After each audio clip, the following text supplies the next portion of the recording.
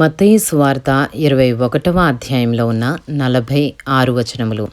తరువాత యెరూషలేమునకు సమీపించి ఒలీవ చెట్ల కొండ దగ్గర ఉన్న బేత్పగేకు వచ్చినప్పుడు యేసు తన శిష్యులలో ఇద్దరిని చూచి, మీ ఎదుటనున్న గ్రామమునకు వెళ్ళుడి. వెళ్ళగానే కట్టబడి ఉన్న ఒక గాడిదయు దానితో ఉన్న ఒక గాడిద పిల్లయు మీకు కనబడును. వాటిని విప్పి నా యొద్దకు తోలుకుని రండి. ఎవడైనను మీతో ఏమైనను అనిన ఎడల అవి ప్రభువునకు కావలసి ఉన్నవని చెప్పవలెను. వెంటనే అతడు వాటిని తోలిపెట్టునని చెప్పి వారిని పంపెను. ప్రవక్త వలన చెప్పబడినది నెరవేరునట్లు ఇది జరిగెను.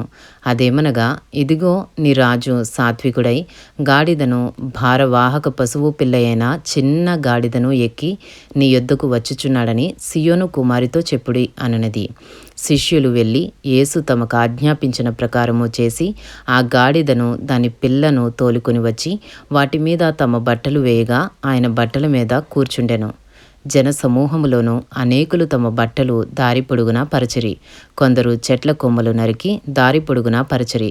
జన సమూహములలో ఆయనకు ముందు వెళ్ళుచుండిన వారును వెనుక వచ్చుచుండిన వారును, దావీదు కుమారునికి జయము, ప్రభువు పేరట వచ్చువాడు స్తుతింపబడునుగాక, సర్వోన్నతమైన స్థలములలో జయము అని కేకలు వేయుచుండిరి.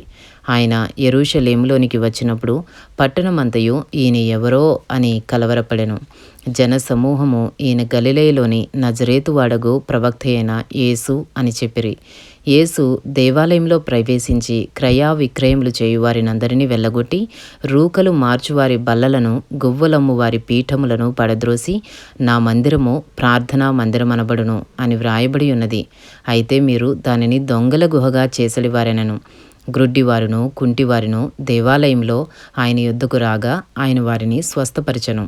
కాగా ప్రధాన యాజకులను శాస్త్రులను ఆయన చేసిన వింతలను, దావీదు కుమారునికి జయము అని దేవాలయంలో కేకలు వేయుచున్న చిన్న పిల్లలను చూచి కోపముతో మండిపడి, మీరు చెప్పుచున్నది వినుచున్నావా అని ఆయనను అడిగిరి.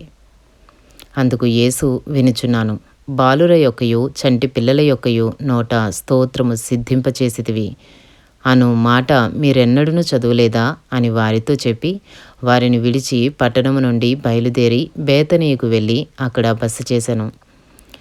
మత్తయి సువార్త 21వ అధ్యాయము 18వ వచనము నుండి. ఉదయమందు పట్టణమునకు మరలా వెలుచుండగా ఆయన ఆకలిగొనెను. అప్పుడు త్రోవ ప్రక్కన ఉన్న ఒక అంజూరపు చెట్టును చూచి దాని యొద్దకు రాగా దాని యందు ఆకులు తప్ప మరేమీ కనబడలేదు గనుక దానిని చూచి, ఇక మీదట ఎన్నటికినీ నీవు కాపు కాయకుందువుగాక అని చెప్పెను. తక్షణమే ఆ అంజూరపు చెట్టు ఎండిపోయాను. శిష్యులది చూచి ఆశ్చర్యపడి అంజూరపు చెట్టు ఎంత త్వరగా ఎండిపోయినని చెప్పుకొనిరి. అందుకు యేసు, మీరు విశ్వాసము కలిగి సందేహపడకుండిన ఎడల ఈ అంజూరపు చెట్టునకు జరిగిన దానిని చేయుట మాత్రమే కాదు, ఈ కొండను చూచి నీవు ఎత్తబడి సముద్రంలో పడవేయబడుదువుగాకని చెప్పిన ఎడల అలాగు జరుగునని మీతో నిశ్చయముగా చెప్పుచున్నాను. మరియు మీరు ప్రార్థన చేయనప్పుడు వేటిని అడుగుదురో అవి దొరికినవని నమ్మిన ఎడల మీరు వాటినన్నిటినీ పొందుదురని వారితో చెప్పెను. మత్తయి సువార్త 21వ అధ్యాయము 23వ వచనము నుండి. ఆయన దేవాలయంలోనికి వచ్చి బోధించుచుండగా ప్రధాన యాజకులను ప్రజల పెద్దలను ఆయన యొద్దకు వచ్చి, ఏ అధికారము వలన నీవు ఈ కార్యములు చేయుచున్నావు? ఈ అధికారం ఎవడు నీకిచ్చెనని అడుగుగా యేసు, నేనును మిమ్మును ఒక మాట అడుగుదును, అది మీరు నాతో చెప్పిన ఎడల నేనును ఏ అధికారము వలన ఈ కార్యములు చేయుచున్నానో అది మీతో చెప్పుదును. యోహాను ఇచ్చిన బాప్తిస్మము ఎక్కడి నుండి కలిగినది? పరలోకము నుండి కలిగినదా, మనుషుల నుండి కలిగినదా అని వారిని అడిగాను. వారు, మనము పరలోకము నుండి అని చెప్పితిమా. ఆయన, అలాగైతే మీరెందుకు అతన్ని నమ్మలేదని మనలను అడుగును. మనుషుల వలనని చెప్పితిమా, జనులకు భయపడుచున్నాము. అందరూ యోహానును ప్రవక్త అని ఎంచుచున్నారని తమలో తాము ఆలోచించుకుని మాకు తెలియదని యేసునకు ఉత్తరమిచ్చరి. అందుకైనా ఏ అధికారము వలన ఈ కార్యములు నేను చేయుచున్నానో అదియు మీతో చెప్పను. మీకేమి తోచుచున్నది? ఒక మనుషునికి 2 కుమారులుండిరి.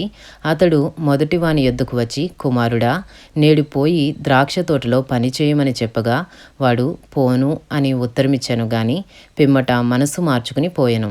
అతడు రెండవ వాని యొద్దకు వచ్చి ఆ ప్రకారమే చెప్పగా వాడు అయ్యా పోదునెనను గాని పోలేదు. ఈ ఇద్దరిలో ఎవడు తండ్రి ఇష్టప్రకారము చేసిన వాడని వారిని అడిగెను. అందుకు వారు మొదటివాడే అనిరి. యేసు సుంకరులను వేశ్యలను మీకంటే ముందుగా దేవుని రాజ్యములో ప్రవేశించుదరని మీతో నిశ్చయముగా చెప్పుచున్నాను. యోహాను నీతి మార్గమున మీ యొద్దకు వచ్చెను, మీరతనిని నమ్మలేదు. అయితే సుంకరులను వేశ్యలను అతనిని నమ్మిరి. మీరు అది చూచియు అతనిని నమ్మునట్లు పశ్చాత్తాపపడకపోతిరి. మత్తయి సువార్త 21వ అధ్యాయము 33వ వచనము నుండి. మరి ఒక ఉపమానము వినుడి. ఇంటి యజమానుడొకడుండెను. అతడు ద్రాక్ష తోట నాటించి దాని చుట్టూ కంచె వేయించి అందులో ద్రాక్షల తొట్టి తొలిపించి గోపురము కట్టించి కాపులకు దాని గుత్తకిచ్చి దేశాంతరము పోయెను. పండ్ల కాలము సమీపించినప్పుడు పండ్లలో ఒక భాగము తీసుకుని వచ్చుటకు ఆ కాపుల యొద్దకు తన దాసులనంపగా ఆ కాపులు అతని దాసులను పట్టుకుని ఒకని కొట్టిరి, ఒకని చంపిరి, మరి ఒకని మీద రాళ్ళు రువ్విరి. మరలా అతడు మునుపటి కంటే ఎక్కువ మంది ఇతర దాసులను పంపగా వారు వీరిని ఆ ప్రకారమే చేసిరి. తుదకు నా కుమారుని సన్మానించదరనుకుని తన కుమారుని వారి యొద్దకు పంపెను. అయినను ఆ కాపులు కుమారుని చూచి, ఇతడు వారసుడు, ఇతనిని చంపి ఇతని స్వాస్థ్యము తీసుకుందము రండని తమలో తాము చెప్పుకొని అతని పట్టుకుని ద్రాక్ష తోట వెలుపడ పడవేసి చంపిరి. కాబట్టి ఆ ద్రాక్ష తోట యజమానుడు వచ్చినప్పుడు ఆ కాపులనేమి చేయుననెను.